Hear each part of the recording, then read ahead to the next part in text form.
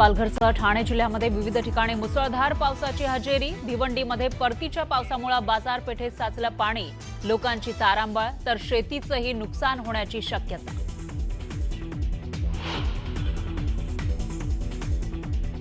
मराठा आरक्षण प्रकरणी उद्या सुप्रीम कोर्टामध्ये सुनावणीची शक्यता। जीआरला आव्हान देणाऱ्या याचिकेवर सुनावणी होणार असल्याची माहिती।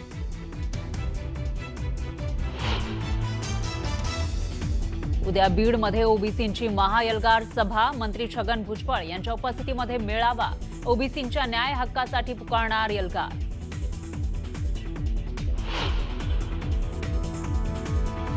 रोहित पवारांनी दाखवला मतदार यादीतला घोळ, मतचोरीसाठी फॉर्म 6चा गैरवापर। विधानसभेआधी मतदार वगळले आणि बोगस मतदार घुसवले, रोहित पवारांचा आरोप।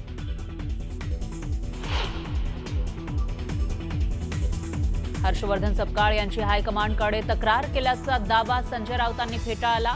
सपकाळ यांच्याशी आमचा उत्तम संवाद असल्याचं वक्तव्य।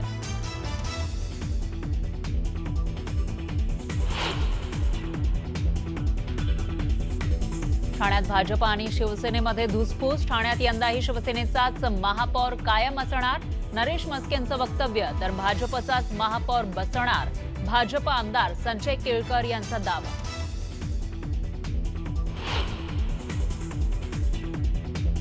ठाकरेंचा सामना, दिवाळी अंकातून सरकारवर हल्लाबोल, नुकसान भरपाईची मागणी करणं हे राजकारण वाटणारे लोक महाराष्ट्राचे राज्यकर्ते म्हणून बसलेत। महायुतीचं राजकारण असंवेदनशील, निर्ढावलेलं, ठाकरेंची टीका।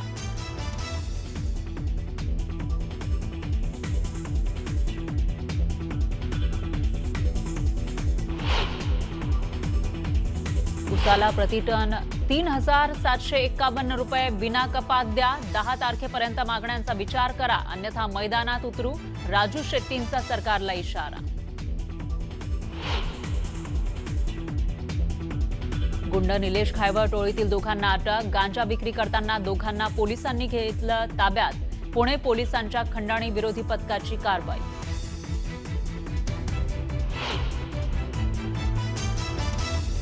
मुंबईमध्ये रिअल लाईफ रँचरची कमाल, कोणताही अनुभव नसताना डॉक्टर मैत्रिणीला व्हिडिओ कॉल करून रेल्वे स्टेशनवर केली प्रसूती, बाळ बाळंतीण दोघेही सुखरूप।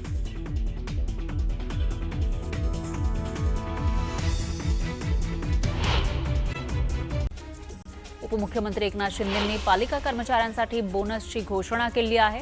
मुंबई महापालिका कर्मचाऱ्यांना 31,000 बोनस, बेस्ट कर्मचाऱ्यांना 31,000 रुपये, तर ठाणे मनपा कर्मचाऱ्यांना 24,500 आणि नवी मुंबई मनपा कर्मचाऱ्यांना 34,500 रुपये बोनस मिळणार असल्याचं जाहीर झालंय। माओवाद्यांच्या दंडकारण्य झोनल समितीचा प्रवक्ता रुपेशच्या नेतृत्वात 150 माओवादी आत्मसमर्पण करणार आहेत। कडक सुरक्षा व्यवस्थेत या माओवाद्यांना जबलपूरला नेण्यात येणार आहे। जबलपूरमध्ये हे सर्व माओवादी आत्मसमर्पण करणार आहेत। उद्या बीडमध्ये ओबीसीची महाएल्गार सभा होणार आहे। मंत्री छगन भुजबळ यांच्या प्रमुख उपस्थितीमध्ये ही सभा होणार आहे। या मेळाव्याच्या बॅनरवर मंत्री पंकजा मुंडे, धनंजय मुंडे, लक्ष्मण हाके यांचे फोटो आहेत। या बॅनरवरून सध्या चर्चा सुरू आहे। मंत्री माणिकराव कोकाटे यांचे बंधू भारत कोकाटेंनी उद्धव ठाकरेंच्या पक्षाची साथ सोडत भाजपमध्ये प्रवेश केला। प्रदेशाध्यक्ष रवींद्र चव्हाण यांच्या उपस्थितीमध्ये हा पक्षप्रवेश पार पडला। मराठा आरक्षण प्रकरणी उद्या सुप्रीम कोर्टामध्ये सुनावणीची शक्यता आहे। काल हे प्रकरण कोर्टात मुंबई उच्च न्यायालयामध्ये याचिकाकर्त्यांनी मेन्शन केलं होतं, मात्र कोर्टानं स्थगितीला नकार दिला। त्यामुळे आता मराठा आरक्षणाच्या जीआरला आव्हान देणाऱ्या याचिकेवर उद्या सुप्रीम कोर्टामध्ये सुनावणी होण्याची शक्यता आहे। उद्धव ठाकरेंनी सामना, दिवाळी अंकातून सरकारवर हल्लाबोल केला। मुंबईची चारही बाजूंनी लूटमार सुरू आहे। बळीराजाचं राज्य राजकारण्यांनी खाऊन फस्त केलंय। महायुतीचं राजकारण असंवेदनशील आणि निर्ढावलेलं असल्याची टीका उद्धव ठाकरेंनी केली। भाजपच्या बैठकीमध्ये कोण काय बोललं त्याच्याशी माझा काहीही संबंध नाही। त्यांच्या पक्षांतर्गत गोष्टीमध्ये मी बोलणं उचित ठरत नाही। त्यांनी काय बोलावं हा त्यांचा पक्षांतर्गत विषय, त्यामध्ये हस्तक्षेप करणं योग्य नाही, अशी प्रतिक्रिया योगेश कदम यांनी दिली। रत्नागिरीमध्ये उपमुख्यमंत्री एकनाथ शिंदेंच्या वाहनाचं राज्यमंत्री योगेश कदम यांनी सारथ्य केलं। उपमुख्यमंत्री शिंदे रत्नागिरी दौऱ्यावर असताना कदमांनी गाडी चालवली। अंबरनाथ विधानसभा मतदारसंघाचे शिवसेना आमदार बालाजी किरणेकर यांनी भाजपला इशारा दिला। अंबरनाथ शहरामध्ये शिवसेनेची ताकद मोठी आहे असं असताना नगराध्यक्ष आमचाच होणार असं भाजप नेत्यांकडून सांगण्यात येत आहे। यावरून युती धर्म पाळा, अन्यथा भाजप नगरसेवकांच्या प्रवेशाची मोठी यादी आमच्याकडे आहे असा इशारा किरणेकरांनी दिला। चाकणमध्ये ब्लू एनर्जी मोटर्सच्या ग्रीन ट्रक निर्मिती प्रकल्पानं देशाच्या वाहतूक क्षेत्रामध्ये क्रांती आणली आहे। केंद्रीय मंत्री नितीन गडकरी आणि मुख्यमंत्री देवेंद्र फडणवीस यांनी या उपक्रमाचं कौतुक केलं। भारतातील पहिल्या इलेक्ट्रिक मालवाहतूक ट्रकचे मुख्यमंत्र्यांच्या हस्ते लॉन्चिंग करण्यात आलं। यावेळी मुख्यमंत्री फडणवीस ड्रायव्हिंग सीटवर बसले आणि त्यांनी हा ट्रक चालवला। इलेक्ट्रिक ट्रक भारतीय बनावटीचा असल्याची माहिती देवेंद्र फडणवीसांनी दिली। यामुळे प्रदूषण कमी होण्यास मदत होणार असल्याचंही ते म्हणाले। बारामतीमध्ये शरद पवार, अजित पवार पुन्हा एकत्र आले। विद्या प्रतिष्ठान शैक्षणिक संस्थेच्या वार्षिक सभेला दोघांनी उपस्थिती लावली। यावेळी अजित पवार आणि शरद पवार यांच्यात एका खुर्चीचं अंतर होतं, तर अजित पवारांकडून विद्या प्रतिष्ठानमधील विकास कामांची पाहणी करण्यात आली। मला राजकारणात कशाला ओढता, मी धर्मनीतीवर बोलतो। मतचोरीच्या प्रश्नांवर धीरेंद्र शास्त्रींनी ही प्रतिक्रिया दिली। तर मतचोरी होते की नाही मला माहीत नसल्याचं ते म्हणाले। क्रांतिकारी शेतकरी संघटनेच्या वतीनं लातूरमध्ये रविकांत तुपकर यांच्या उपस्थितीमध्ये सोयाबीन ऊस परिषद घेण्यात आली। परिषद सुरू होण्यापूर्वी शेतकऱ्यांनी सोयाबीनची होळी करत सोयाबीनला 8,500 रुपये इतका दर देण्याची मागणी केली। विक्रमगड तालुक्यातील सुकसाळे ग्रामपंचायत अंतर्गत येणाऱ्या 13 गावपाड्यांमध्ये मूलभूत सुविधा उपलब्ध करून द्याव्यात आणि 15व्या वित्त आयोगाच्या निधीमध्ये झालेल्या अनियमिततेची चौकशी करावी या मागणीसाठी श्रमजीवी संघटनेच्या नेतृत्वात ग्रामपंचायत कार्यालयावर मोर्चा काढण्यात आला।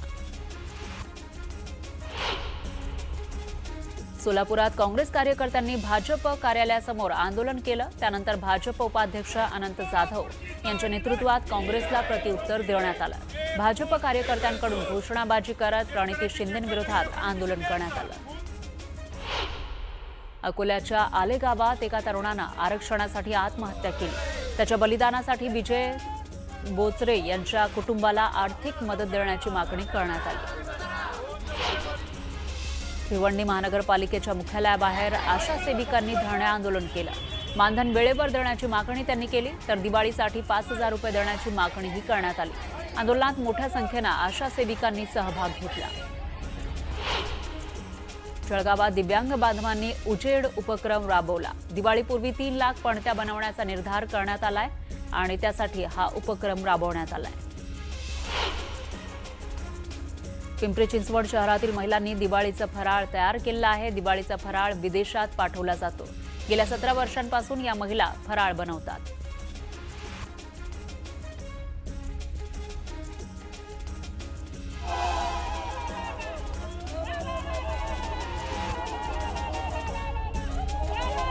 बीडच्या मासल गावात जात प्रमाणपत्र मिळत नसल्यानं महादेव कोळी समाज बांधवांनी उपविभागीय अधिकारी कार्यालयासमोर मुंडन आंदोलन केलं।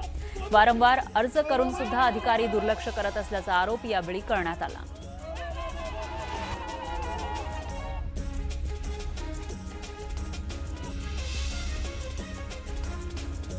लातूर जिल्ह्यातील रेणापूर इथं राष्ट्रवादी शरदचंद्र पवार पक्षाच्या कार्यकर्त्यांनी मतदार याद्यांची होळी करत प्रशासनाच्या कारभाराचा निषेध केला।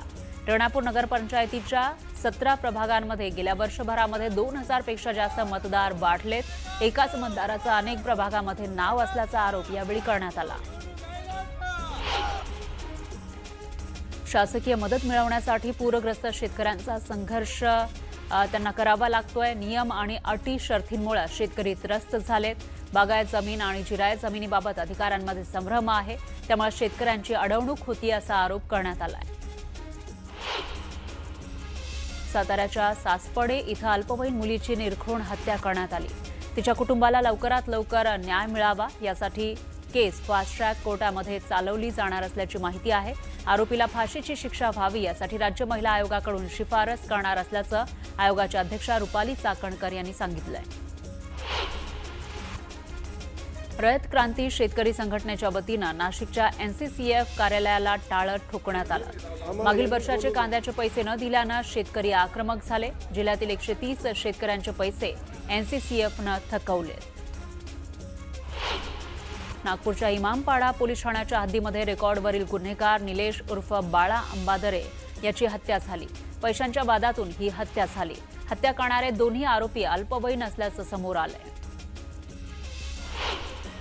बारामतीच्या तांबेनगर परिसरात टॅक्स कन्सल्टंटला लुटणाऱ्या दोघांना अटक करण्यात आली आहे। बारामती तालुका पोलीस आणि स्थानिक गुन्हे शाखेनं संयुक्त कारवाई केली।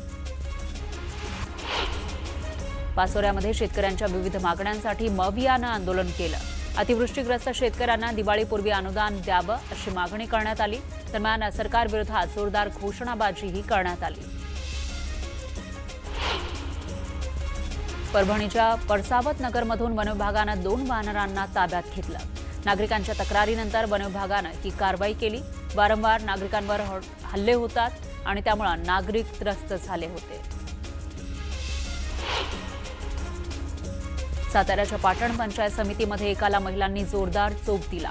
महिलांना शिबिकाळ केल्यानं चोप दिल्याची माहिती आहे। अहिल्यानगरच्या संगमनेरमध्ये एसटी बसला अपघात झाला। बसमधील 9 ते 10 प्रवासी जखमी झाले। सुदैवानं अपघातामध्ये कोणतीही जीवितहानी झाली नाही। बुलढाण्याच्या मोताळा तालुक्यातील सर्व शेतकऱ्यांना सरसकट मदत द्या अशी मागणी काँग्रेसकडून करण्यात आली। शासनाने हेक्टरी 50,000 रुपये मदत थेट शेतकऱ्यांच्या खात्यामध्ये जमा करावी अशी मागणी काँग्रेसच्या पदाधिकाऱ्यांनी केली। रोहित पवारांनी मतदार यादीमधला घोळ दाखवला। मतचोरीसाठी फॉर्म 6चा गैरवापर होत असल्याचं त्यांनी म्हटलंय। विधानसभेआधी मतदार वगळले आणि बोगस मतदार घुसवले असा आरोप रोहित पवारांनी केला।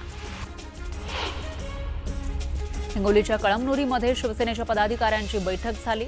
आमदार संतोष बांगर यांनी पदाधिकाऱ्यांना मार्गदर्शन केलं। आगामी नगर परिषदेच्या निवडणुकीच्या तयारीबाबत चर्चा यावेळी करण्यात आली। स्थानिक स्वराज्य संस्थांच्या निवडणुकीमध्ये मैत्रीपूर्ण लढतीसाठी गोरंट्याला आग्रही आहे। जालना पालिकेवर भाजपचाच झेंडा फडकणार असा विश्वास त्यांनी व्यक्त केला। शिर्डीमध्ये स्नेहलता कोल्हे आणि पालकमंत्री राधाकृष्ण विखे पाटलांच्या पत्नीनं फुगडी खेळण्याचा आनंद लुटला। राजकीय वैर असताना फुगडी खेळल्यानं उपस्थितांच्या भुवया उंचावल्या। शिर्डीमध्ये पुन्हा शिवाजीराजे भोसले सिनेमाच्या कलाकारांनी साईबाबांचं दर्शन घेतलं। हा चित्रपट 31 ऑक्टोबर रोजी प्रदर्शित होणार आहे। अमरावतीमध्ये कंत्राटदार आणि पाणी पुरवठा कर्मचाऱ्यांनी ठिय्या आंदोलन केलं। कंत्राटदारांचे थकीत असलेले 18 कोटी तातडीनं द्यावे अशी मागणी यावेळी करण्यात आली।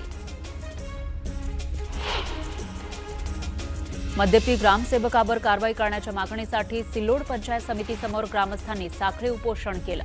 मद्यपान करून ग्रामसभा घेणाऱ्या ग्रामसेवकाचं निलंबन करावं आणि ग्रामसभेमध्ये घेतलेला एकतर्फी ठराव रद्द करावा या मागणीसाठी हे उपोषण करण्यात आलं। बिहार निवडणुकीसाठी भाजपकडून स्टार प्रचारकांची यादी जाहीर करण्यात आली आहे। पंतप्रधान मोदींसह 40 नेत्यांचा स्टार प्रचारक यादीमध्ये समावेश आहे। महाराष्ट्र राज्यातून मुख्यमंत्री फडणवीस आणि विनोद तावडे यांचंही नाव स्टार प्रचारकांच्या यादीत आहे।